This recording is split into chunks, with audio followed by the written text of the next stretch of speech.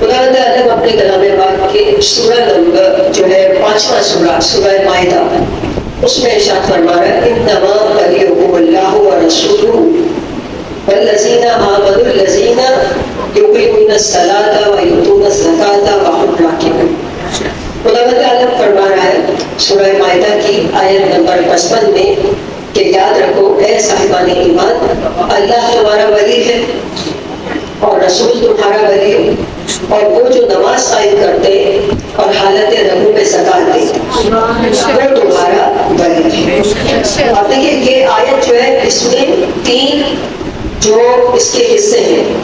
ایک حصے میں بتایا گیا کہ اللہ ولی ہے، پھر دوسرے حصے میں بتایا گیا کہ رسول ولی ہے، اب تیسرے حصے میں نام نہیں لیا گیا کہ کون ولی ہے، اس کی نشانیاں بتائی۔ اور یہ جو آیت ہے یہ کھلی آیت ہے، یعنی اس میں ہمارے 12 کے 12 امام شامل ہیں۔ یہ آخر حصہ ہے، اس میں ہمارے 12 کے 12 امام شامل ہیں، جس میں کہا گیا کہ وہ تمہارا ولی ہے کہ جو نماز قائم کرتے ہیں، جمع کا صیغہ یہاں پر استعمال ہو رہا ہے، کہ جو نماز قائم کرتے ہیں، جو زکات دیتے ہیں، جو حالت رکوع میں زکات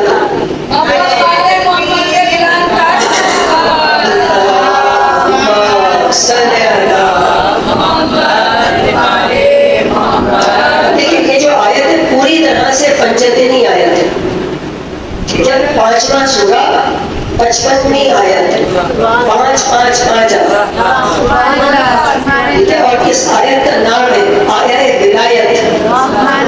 جو آیتیں ایسے آیہ تطہیر ہے، ٹھیک ہے، وہ سوروں میں نہیں آتی کہ وہ سورے ہیں، لیکن ان کے نام ہو گئے، وہ اتنی اہم آیت ہے کہ ان کے نام ہے، اور اس آیت کا نام ہے آیہ ولایت، پوری طرح سے پنجتنی آیت۔ اور ایک بات یاد رکھیں کہ میں نے آپ کو محرم کے اشرے میں بھی بتایا کہ امامت اور ولایت میں فرق ہے۔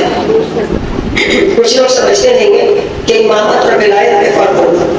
امامت عہدہ ہے، ٹھیک ہے، نبی ہو، رسالت ہے، نبوت ہے، امامت ہے، یہ عہدہ ہے، سرکاری عہدے ہیں، خدا کی طرف سے کسی کے بنائے ہوئے عہدے نہیں ہیں، خدا نے بنائے ہیں اور خدا ہی ان پر تعینات کرتا ہے، ٹھیک ہے، لیکن ولایت عہدہ نہیں ہے، ولایت قدرت ہے، طاقت، ٹھیک ہے، جو خدا اپنے نمائندے کو دیتا ہے، نبی کو بھی دے گا اور امام کو بھی دے گا، اور یہ ہر کسی کے پاس درجوں کے مطابق ہوتی ہے، سب کے پاس ایک جیسی نہیں ہوتی، ٹھیک ہے، لیکن ہم جس در کے اوپر بیٹھے وہ امام ولایت، شاہ ولایت ہے، علی ابن ابی طالب، ہم جس دروازے کے اوپر بیٹھے، ضرور پڑھ لیجیے۔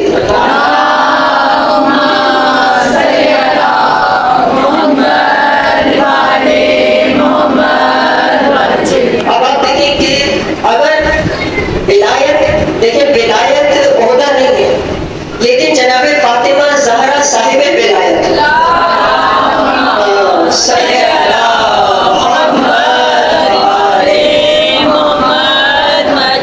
اگر رسول اعظم ہے، علی ولی اعظم ہے، تو فاطمہ ولیۃ اللہ العظمیٰ، ٹھیک ہے، فاطمہ کے پاس ولایت عہدہ کوئی نہیں ہے، لیکن ولایت عظمیٰ کی مالک جناب فاطمہ زہرا، ٹھیک ہے۔ تو یہاں یہ یاد رکھیے کہ ولایت اور امامت ہمیشہ اس کا فرق ہمیشہ رکھا گیا کہ ولایت طاقت ہے اور امامت عہدہ ہے، اور یہ بھی بات یاد رکھیں کہ ولایت علی ابن ابی طالب کا اعلان صرف غدیر میں نہیں ہوا، اعلان ولایت علی پہلے دن ہی ہو گیا تھا جس دن رسول خدا نے اپنی رسالت کا اعلان کیا، اسی دن اپنے جانشین کا بھی اعلان کر دیا، یہ کہہ دے کہ جو میری مدد کرے گا وہی میرا خلیفہ، میرا بھائی، میرا جانشین، ٹھیک ہے، اسی دن خلافت کا ولایت کا اعلان ہو گیا تھا، امامت کا اعلان اسی دن رسول خدا نے کر دیا تھا۔ تو یہ غدیر میں تو اس وقت آفیشیلی آیت آئی اور دین مکمل ہوا، اور کہا کہ آج سے امامت کا آغاز، وہ چیپٹر جو ہے وہ کھل رہا ہے، ٹھیک ہے۔ اب دیکھیں جب رسول خدا نے اپنی تبلیغ کا آغاز کیا کیونکہ حضرت علی نے وعدہ کر لیا. اب نبوت کے ساتھ ساتھ ولایت چل رہی، ولایت علی شروع دن سے ساتھ چل رہی. جیسے ہی رسول خدا نے اب کہا کہ میں کھل کے تبلیغ کروں گا، تو کیا ہوا کہ ابو سفیان نے میٹنگ کی، تمام مکے کے سرداروں کو بلایا اور ان سے کہا کہ دیکھو ہم ابو طالب پہ تو ہاتھ ڈال نہیں سکتے، وہ ہے سردار وطا، سردار ہے، اور محمد سے ہاتھ اٹھائیں گے نہیں، ہم ان کو تو کچھ نہیں کہہ سکتے. کہا پھر کیا کرے محمد کا؟ تو انہوں نے کہا بچوں کو تیار کرو، قریش کے جتنے بچے تھے ان کو تیار کرو. کہا بچے کیا کریں گے جب بڑے کچھ نہیں کر پا رہے؟ کہا بچوں سے کہو کہ جیسے ہی محمد نکلے گھر سے تبلیغ کے لیے تو انہیں پتھر مارے. تو کہا کہ بچے کیوں پتھر ماریں گے؟ کوئی ریزن تو ہونی چاہیے پتھر مارنے کی. کہا یہ کہہ کے مارے کہ دیوانہ، مجنون ہے. دیکھیں معاشرے میں کسی بھی سوسائٹی میں 3 طبقے ہوتے ہیں، مرد، خواتین اور بچے. اب تینوں طبقوں کو انہوں نے برگلانے کے لیے بچوں کو کہا کہ یہ دیوانہ ہے، مجنون ہے، نعوذ باللہ. انہیں جیسے آپ نے دیکھا ہوگا کہ اکثر جو دیوانے گلی میں کوئی ہوتا ہے تو اسے بچے چھوٹے تنگ کر رہے ہوتے ہیں. بچوں کو کہا مجنون ہے تاکہ بچے تنگ کریں. خواتین سے کہا یہ جادوگر ہے، کیونکہ خواتین جادو سے ڈرتی ہیں. اب پتہ نہیں مجھے کہ کس نے یہ جملہ کہا کہ خواتین ڈرتی ہیں، مجھے تو ایسا نہیں لگتا. مجھے تو لگتا ہے کہ خواتین زیادہ جادو کروانے جاتی ہیں.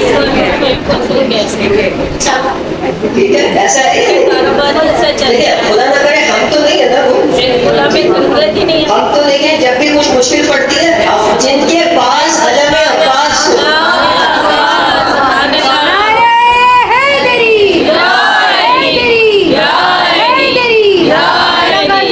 کی شان میں بلند صلوات صلی اللہ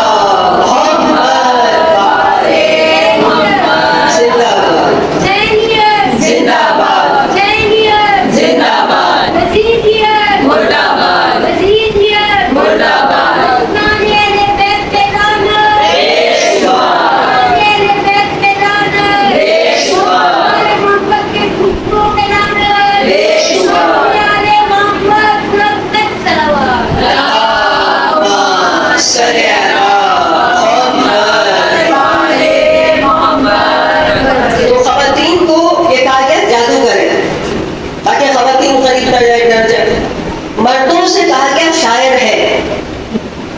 ٹھیک ہے، شاعر ہے. تو اس زمانے میں بھی شاعر کو یہی سمجھا جاتا تھا کہ یہ دماغی طور پر ٹھیک نہیں ہے. ٹھیک ہے، اس زمانے کے جو شاعر تھے وہ زیادہ تر کوئی کام کاج نہیں کر رہے تھے. شاعر ویسے آج بھی ایسے تھے. ٹھیک ہے، اور وہ اپنے عجیب نشے میں کھیل کود میں مست رہتے تھے اور شعر کہتے تھے. جیسے یہ گلاس پڑا ہے اس پہ 200 شعر کہہ دیں گے. صلاحیت ایسی اللہ نے دی تھی مگر استعمال غلط کر رہے تھے تو ان کو کام کوئی نہیں تھا. تو مردوں کو کہا جائے شاعر ہے تاکہ مرد یہ سمجھیں کہ اس کے پاس کرنے کے لیے کچھ نہیں ہے اور اس کی بات میں کوئی وزن نہیں. 3 پروپیگنڈے، ٹھیک ہے، اور 3 پہ ہی ہمیشہ لعنت رہی ہے. 3 پروپیگنڈے کیے. اس زمانے میں بھی پروپیگنڈا ہو رہا تھا اور آج بھی ہو رہا ہے.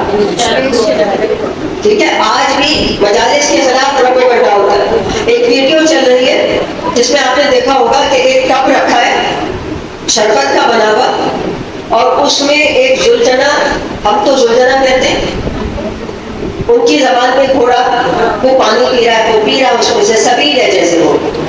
اور 2 گلاس لے کے کھڑے کہ پہلے یہ پیے گا پھر ہم اس کا جب جھوٹا ہو جائے گا. یعنی دکھایا جا رہا ہے ہمارا عقیدہ یہ ہے کہ یہ جھوٹا کرے گا تو ہم اسے متبرک سمجھ کے پیئیں گے. تو پروپیگنڈا ہے نا. تو یہ وہی ابو سفیان کی اولادیں ہیں جو پہلے بھی پروپیگنڈا کر رہے تھے اور آج بھی کر رہے ہیں. ان کو یہ نہیں معلوم کہ یہ कौन सी सदी है, इस जमाने में कोई जाहिल ही होगा जो इन बातों में आए, ठीक है, वरना कोई पढ़ा लिखा और जो खास तौर पर शामिल होते हैं, जो कितने ऐसे लोग होते हैं जो शामिल होते हैं, वो इनकी बातों में नहीं आए। तो अब 3 तरह के लोगों को लाया है। अब जैसे ही रसूल खुदा सुबह को निकले तबलीग के लिए, तो बच्चे हाथ में पत्थर लेकर आ गए, पत्थर मारने लगे। शाम को जब रसूल खुदा घर गए तो लहूलुहान थे, सारा लिबास आपका सफेद लिबास पहनते थे, काली चादर पहनते थे, सारा लिबास आपका खून से पत्थरों से भरा हुआ था। जनाब अबू तालिब ने कहा, ऐ भतीजे ये क्या हुआ? तो आपने फरमाया कि या रसूल खुदा, अबू सुफियान ने बच्चों को तैयार किया है कि मैं तबलीग के लिए निकलूं तो वो पत्थर मारे। तो जनाब अबू तालिब बहुत परेशान हुए।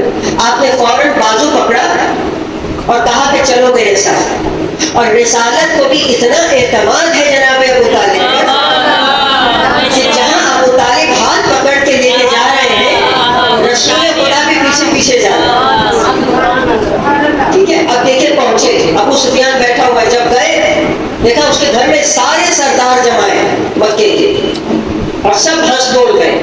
तो आपने जाकर कहा कि ऐ अबू सुफियान, तुम्हारे बच्चों ने आज मोहम्मद के साथ ये सलूक किया, इनसे कहो कि बाज रहे, ये काम न करना। तो अबू सुफियान ने जवाब में कहा कि अबू तालिब क्या हुआ, बच्चों का मामला है, बच्चों में रहने दे। अब बच्चों के मामले में कौन कोई, बच्चों के जैसे यहाँ हमारे यहाँ पे झगड़ा होता है तो यही कहा जाता है कि बच्चे थोड़ी देर में फिर दोस्ती कर ले। अबू तालिब बच्चों का मामला है, बच्चों में रहने दो। तो उस वक्त जनाब अबू तालिब ने सारे सरदाराने कुरैश को देखा, एक जुमला कहा। आपने फरमाया याद रखना एक बच्चा मेरे पास भी है। अब वो सब अभी उनसे अली का तारुफ नहीं था, जानते नहीं थे। उन्होंने कहा एक बच्चा, हमारे पास तो बहुत सारे। अब जनाब अबू तालिब घर आए और घर आके गरजदार लहजे में पुकारा, अली अली, जैसे हम अली अली करते आदत है हमारी, उसी तरह हो सकता है कि अली के आबा व अजदाद को भी आदत हो अली अली करने।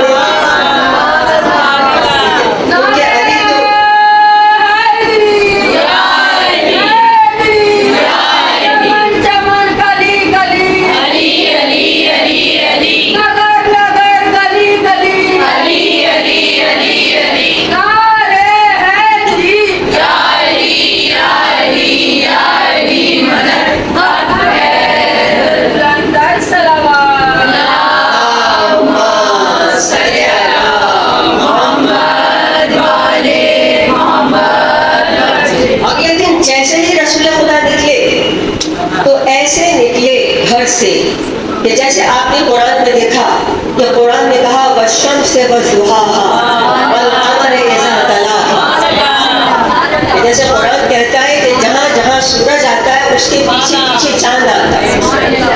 रसूल खुदा जहाँ जहाँ है पीछे पीछे अली कमर की तरह है। इसी तरह करबला में हुसैन शम्स है और अब्बास कमर। जहाँ जहाँ हुसैन है पीछे पीछे अब्बास कमर की तरह।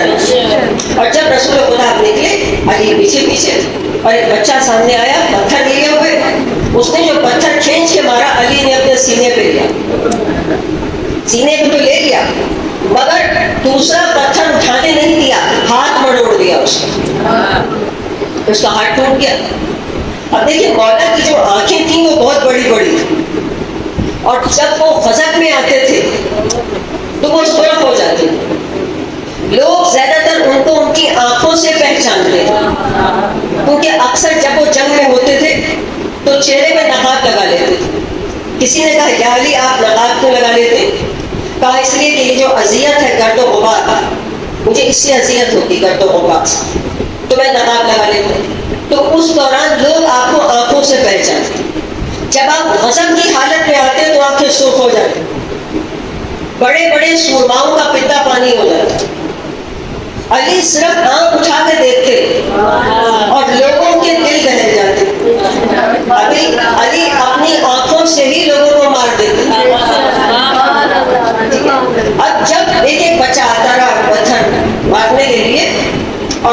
سب کے کسی کا ہاتھ توڑے کسی کا پیر توڑے، لیکن ایک مرتبہ علی نے دیکھا کہ بچے زیادہ ہیں، ہاتھ پاؤں توڑنے سے کام نہیں چلے گا، تو آپ نے گریبان سے پکڑ پکڑ کے اٹھایا اور اچھالنے لگا۔ اب کوئی بچے اچھلتے جا رہے ہیں، کوئی چھت پہ جا کے گرا، کوئی دیوار پہ جا کے گرا۔ اب ہوا کیا کہ جب شام ہوئی تو مکے کے ہر گھر سے آواز آ رہی تھی، علی علی علی۔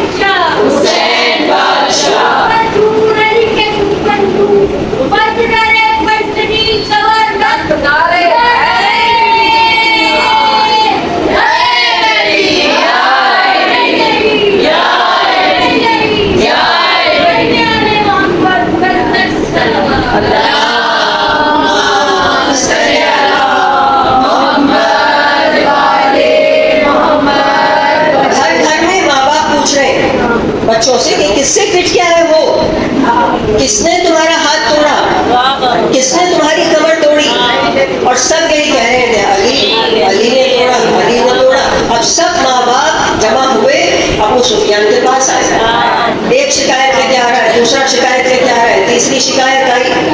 اب سارے سردار جمع ہوئے، سب جمع ہو کے ابو طالب کے دروازے پر آئے، دستک دی، ابو طالب نکلے، اور ایک مرتبہ ابو سفیان نے کہا ہے ابو طالب تمہارے علی نے آج سارے بچوں کو مارا۔ اب ابو طالب مسکرائے، کہا ابو سفیان کیسی باتیں کر رہے ہو، بچوں کا معاملہ ہے، بچوں میں رہنے دو، کل تم نے یہی بات مجھے سمجھائی تھی، آج میں تمہیں سمجھا رہا ہوں۔ دیکھیں اب آپ دیکھیں کہ ولایت کی طاقت، جو صاحب ولایت ہوتا ہے خدا کی جانب سے، اس کا بچپن نہیں دیکھا جائے گا، اس کا بڑھاپا نہیں دیکھا جائے گا، جو خدا کی طرف سے جس کو طاقت۔ اور دیکھیں ہم یہاں کیوں آتے ہیں ہم مردہ جسموں کے ساتھ، مردہ جانوں کے ساتھ آتے ہیں تاکہ ولایت کی تجلی ہم پر پڑتی ہے۔ ہم کیسے مان لیں گے نہیں پڑتی، اسی سے ساری جو سال ہے ہمارا وہ اسی کے تحت گزرتا ہے، ورنہ یہ دنیا کی پریشانیاں اور خاص طور سے پاکستان کے مسائل، ٹھیک ہے، پاکستان تو یہ ملک تو چاہ رہا ہے کہ کوئی زندہ بھی نہ رہے، ٹھیک ہے، لیکن یہ ساری چیزیں کون سہارا دیتا ہے، کون سہارا دیتا ہے، کس سے دل کو طاقت ملی رہتی ہے؟ ہم مسائل سے لڑتے رہتے ہیں، ایک مسائل سے نکلتے ہیں دوسرے میں چلے جاتے ہیں، لڑتے لڑاتے زندگی کسی طرح سے گزار رہے ہیں، لیکن ایک دن انشاءاللہ وہ آئے گا کہ صاحب ولایت کے قدموں میں ہو۔ لیکن ولایت کی تجلی ہم پہ پڑتی ہے مگر سب پہ یکساں نہیں پڑتی۔ اب یہاں دیکھا جاتا ہے کہ کون اس کو کتنا وصول کر رہا ہے۔ آپ کے پاس ایک رسیور ہے اندر، رسیور، وہ رسیو کرتا ہے، ٹھیک ہے، اور وہ ہے آپ کا قلب جو رسیو کرتا ہے اس کو، جو تجلی پڑ رہی ہے۔ دیکھیں جب لوگوں نے ڈائریکٹ امام کو کوئی دیکھتا ہے، امام پہ نظر پڑتی ہے کسی کی، تو بعض اوقات لوگ فوراً تبدیل ہو جاتے ہیں، وہ اتنی شدید تجلی ہوتی ہے، اور کسی کا دل اگر شیشے کی طرح صاف ہے تو وہ اس میں تجلی جب پڑتی ہے تو فوراً اثر ہوتا ہے، فوری طور پر۔ اگر کوئی گناہوں سے بات ہے، ٹھیک ہے، اب دیکھیں ہمارے پاس جو سب سے خطرناک چیز ہے جو ہمیں آگے نہیں بڑھنے دیتی، وہ زبان ہے، ٹھیک ہے۔ یہ زبان جو عورتوں کی تو ظاہر ہے کہ مشہور ہے، خواتین کی کہ ہمارے پاس زبان ہی سب سے زیادہ چلانے کے لیے، ٹھیک ہے۔ اب یہاں آیت اللہ طباطبائی جو استاد ہیں آیت اللہ بہجت کے، وہ کہتے ہیں، ان کے شاگرد کہتے ہیں آیت اللہ طباطبائی کے، کہ ان کی زبان میں گڑھا دیکھا ہم نے خود، اور وہ کس لیے تھا؟ 25 سال زبان میں پتھر رکھا، اس لیے کہ فالتو نہ بولے، فضول میری زبان سے کچھ نہ نکلے۔ کیوں؟ کیونکہ جب ہم بولتے ہیں، ٹھیک ہے، تو ہمارے اوپر حکمت کے دروازے نہیں کھلتے۔ جب ہم زیادہ بولتے ہیں تو ظاہر ہے کہ بیتوقع بولنے لگتے ہیں، فالتو بولنے لگتے ہیں، کسی کو برا بھلا کہنے لگے، کیا ہوگا؟ حکمت کے دروازے کھلتے ہیں سکوت اور خاموشی میں، ٹھیک ہے، حکمت کے دروازے سکوت اور خاموشی میں کھلتے۔ اب دیکھیں بنی اسرائیل کا ایک عابد تھا، بہت عبادت کرتا تھا، فرشتوں کو اس کی عبادت بہت پسند ہے۔ فرشتوں نے خدا سے کہا پالنے والے اتنی عبادت کرتا ہے کچھ دیر سے، خدا نے کہا عبادت تو کر رہا ہے، بے بصیرت ہے، شعور نہیں رکھتا، بس عبادت پہ عبادت کیے جا رہا ہے۔ دیکھیں ہر عبادت کے لیے بصیرت ضروری ہے۔ خدا نے کہا جاؤ جا کے دیکھ لو، بات کرو اس سے، جا کے پوچھو کیا چاہتا ہے۔ تو ایک فرشتہ کیا کہا میں خدا کی طرف سے آیا ہوں، بتاؤ کیا چاہیے تمہیں، خدا پوچھ رہا ہے تمہاری کیا حاجت ہے۔ تو اس نے اب دیکھیے کیسی جگہ پہ بیٹھا تھا، ہر طرف ہریالی تھی، پانی تھا، سب کچھ تھا۔ اس نے کہا کہ میں یہ چاہتا ہوں کہ جو گھاس بہت بڑی بڑی ہو گئی ہے، کوئی گدھا ہو اس کو چرنے کے لیے۔ اب جب اس نے یہ بات کی تو خدا نے فرشتوں سے کہا کہ دیکھو میں نہیں کہتا تھا کہ یہ بے بصیرت ہے، ٹھیک ہے، کہ دیکھیں خدا کا فرشتہ آیا کہ بتاؤ تمہیں کیا چاہیے، اور وہ گدھا مانگا، کہ یہ گھاس جو ہے یہ بہت زیادہ ہو گئی ہے، ضائع جا رہی ہے، کوئی گدھا ہو جو اس کو چڑھے۔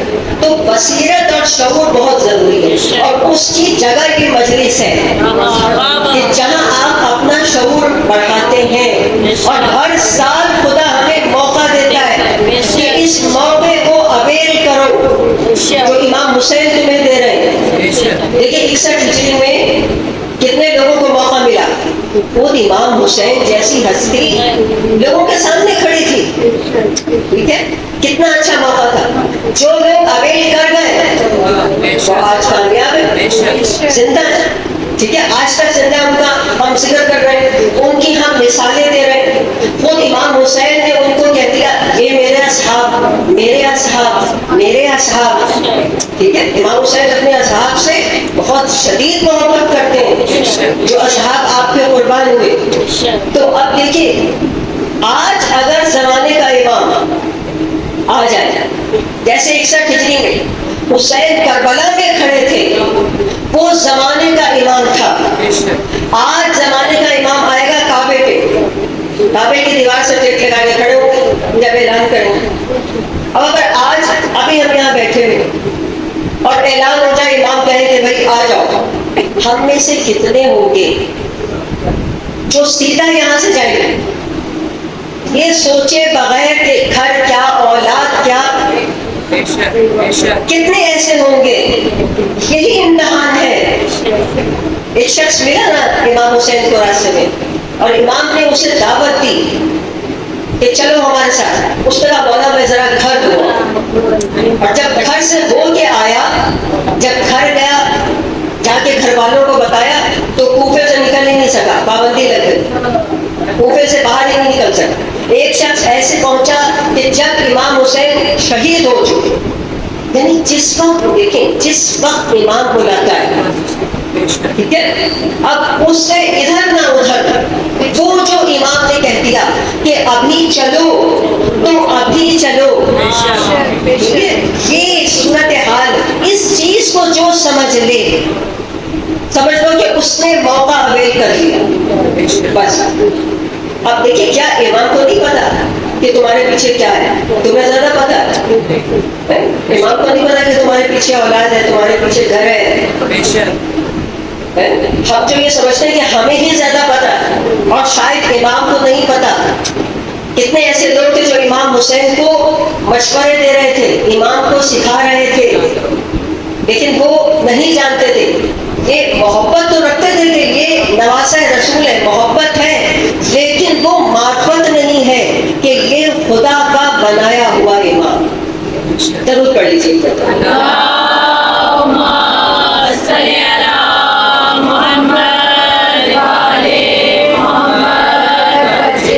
دیکھیں امام کیسے تبدیل کر دیتا ہے. امام چاہے تو لمحوں میں تبدیل کر دو. ایک شخص تھا شرابی، شراب پیتا تھا. اب انقلاب ایران آیا اور شراب بند ہو گئی، پابندی لگ گئی. اب 2 سال گزر گئے، یہ بڑا پریشان. آیا امام رضا کے روزے،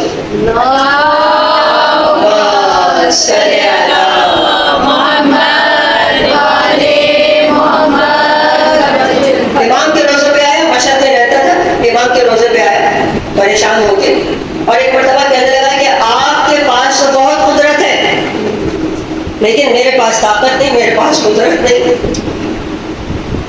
یہ ایک چیز مانگ رہا ہے نا، امام سے مانگ رہا ہے. اب جب اسے ہوش آیا کہ اس نے یہ کیا کہا، کس سے کہہ رہا ہے، تو گر پڑا سپنے سے.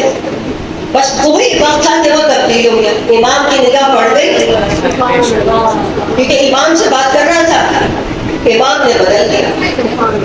ٹھیک ہے. اب دیکھیں ہمارے معاشرے میں بعض اوقات مجلسوں میں کچھ ایسے لوگ نظر آ جاتے ہیں، ہم کہتے ہیں یہ کیا بدلیں گے، ہمیں وہ صحیح نہیں لگ رہے ہوتے. ایسا ہی ہوتا ہے. کتنے ایسے لوگوں کو دیکھ کے ہم باتیں بھی بنا رہے ہوتے ہیں، اشارے بھی کر رہے ہوتے ہیں، یہ تو صحیح نہیں لگ رہا، ان کا کیا بنے گا. ٹھیک ہے. اب دیکھیں آپ کی ذمہ داری نہیں ہے. اگر امام کی نگاہ پڑ گئی تو بدل بھی سکتے. دیکھیے وہ نہیں بدلا ایک رات میں. یہاں تو یہ ایسی جگہ ہے کہ جہاں سیکنڈز لگتے ہیں، یہاں کسی کا انتظار نہیں کیا جاتا.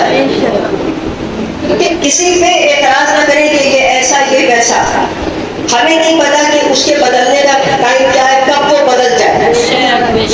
اب یہ بھی ایک دم سے امام کی بس نظر پڑی، امام سے معافی مانگی، ہوتا ہوا کھڑا رہا. اچھا گھر سے گیا تھا بیوی کو مار کے. ٹھیک ہے، بیوی کو مار کے گیا تھا. اب جب گھر آیا، دروازہ بجایا اور ایک جملہ کہا کہ میں دروازہ کھول دے. بیوی سے کیا کہا، دروازہ کھول دے، میں آدم بن گیا ہوں. مطلب آدم کا بچہ، آدم کا بندہ بن کے آیا ہوں، آدم بن گیا ہوں، آدمی بن گیا ہوں. اب میں وہ نہیں رہا ہوں. اب ادھر کیا ہوا کہ بیوی بے ہوش ہو کے گر پڑی، بے ہوش ہو گئی. باقاعدہ دروازہ توڑوایا گیا، کھلوایا گیا. جب وہ ہوش میں آئی تو اس نے کہا تو کیوں بے ہوش ہوئی؟ اس نے کہا جب تم مجھے مار کے گھر سے جا رہے تھے تو میں نے مولا رضا کو بلایا اور میں نے کہا مولا یہ گھر واپس نہ آئے، اگر آئے تو آدم بن کے آئے.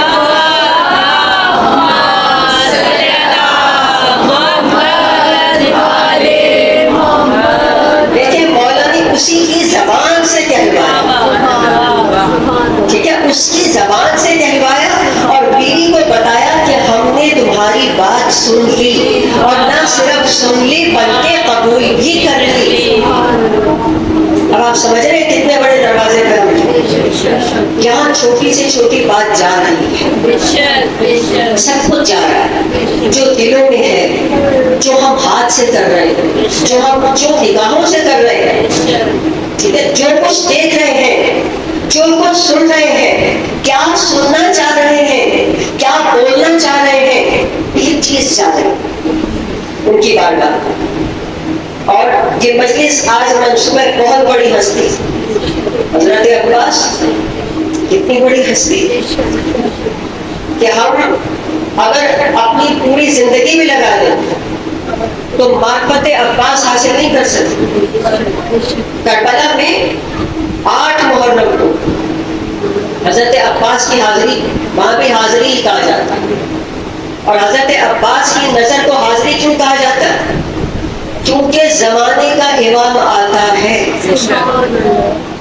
جہاں حضرت عباس کی مجلس ہو، جو منسوب کرنے آپ چیز حضرت عباس، نیاز ہو، مجلس ہو، اب باقی کے سارے امام زمانے کے امام کی ڈیوٹی لگاتے ہیں کہ آپ وہاں جائیں. یہ حضرت عباس کی عزت ہے معصومین کی نگاہ میں، ان کا مقام ہے. کیونکہ دیکھیں کربلا میں اپنا پورا وجود قربان کر دی، اپنی خواہشات قربان کر دی. لیکن جو بچپن سے سن رہا تھا کہ تم کربلا کے لیے ہو، تم کربلا کے لیے ہو، تم کربلا میں تمہیں حسین کا بازو بننا ہے، کربلا میں آیا اور دل اس کا مچل رہا ہے کہ وہ جہاد کرے، وہ ایسے جہاد کرے، وہ ایسے جہاد کرے. لیکن اس کی خواہشات دل میں رہے. وہی ہوا نا کہ جب کوفے میں یہ قافلہ پہنچا اور ایک سر بندھا ہوا تھا گھوڑے کی گردن میں، اور ایک علم نجوم کا ماہر شخص سروں کو دیکھ رہا تھا. تو حضرت عباس کے سر کو دیکھ کے اس نے یہی کہا تھا کہ لگتا ہے کہ اس کی حسرتیں پوری نہیں. اس کی آنکھوں سے پتہ چلتا ہے کہ اس کے دل میں حسرت تھی کوئی جو پوری نہیں. تو حسرتیں حضرت عباس دل میں قربان کر دی حسرتیں، تو خدا نے اتنا بڑا مقام دیا. ایک شخص 8 محرم کو پہنچا حضرت عباس کے روضے پر اور جا کے استغاثہ کیا. اس نے کہا مولا میرے گھر میں حاضری ہے اور میں یہ حاضری لوگ آئیں گے، مگر حاضری آپ ہی آگے دیں. 8 محرم کو وہاں پہ کھڑا ہو کے جناب سکینہ کا واسطہ دینا. اب بتائیے محرم کی 8 تاریخ ہو اور جناب سکینہ کا واسطہ کوئی نہیں. کہا کہ مولا آپ ہی آئیں گے تو حاضری کھلے گی ورنہ حاضری نہیں کھلے گی. یہ کہہ کے کھڑا گیا، بے اولاد تھا. بیوی سے کہا اچھا سا انتظام کرو، گھر کو پاک صاف کرو، میرا غازی ہے. لیکن بلانے کے بعد یقین بھی ہونا چاہیے. انتظام کرو میرا غازی ہے. بیوی نے لحاظ بہانا پکائی، سب کچھ ہو گیا. جب سب ہو گیا انتظار شروع ہو گیا، لوگ آنے لگے. صبح سے ظہر ہو گئی، ظہر سے عصر ہو گئی، عصر سے مغرب ہو گئی، غازی نہ آیا.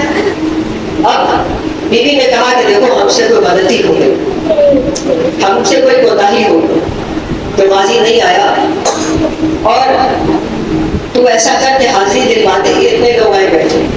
اس نے کہا نہیں ابھی اور وقت ہے، میں انتظار کروں گا، میرا غازی ضرور آئے گا. اچانک دروازے میں دستک ہوئی کہ گیا دیکھا سیاہ لباس میں ایک جوان تھا، سیاہ امامہ، چہرے پہ سیاہ نقاب، لیکن نور چھن چھن کے نقاب سے ایک مرتبہ جب اس نے دیکھا اس نے سلام کیا. اس نے کہا بھائی سنا تمہارے وہاں حاضری ہے؟ کہا کہ ہاں بھائی حاضری تو ہے لیکن انتظار کرنا پڑے گا، ابھی میرا حاضری دینے والا نہیں آیا. کہا کہ اچھا. وہ بھی آ کے بیٹھ گئے. اب کچھ دیر کے بعد زوجہ نے پھر کہا کہ دیکھ اب تو عشاء بھی ہو گئی، غازی نہیں آئے گا، تو ایسا کر ان میں سے کسی معتبر شخص کو دے اور نظر دلوا. آگے اٹھا وہ جب دل کے ساتھ میرا غازی تو نہیں آیا، ایک ایک کو دیکھ رہا ہے کس سے کہوں. چلتا چلتا اسی نقاب پوش کے پاس آ کر کہا بھائی میرا غازی تو نہیں آیا، تم ہی نظر دے دو.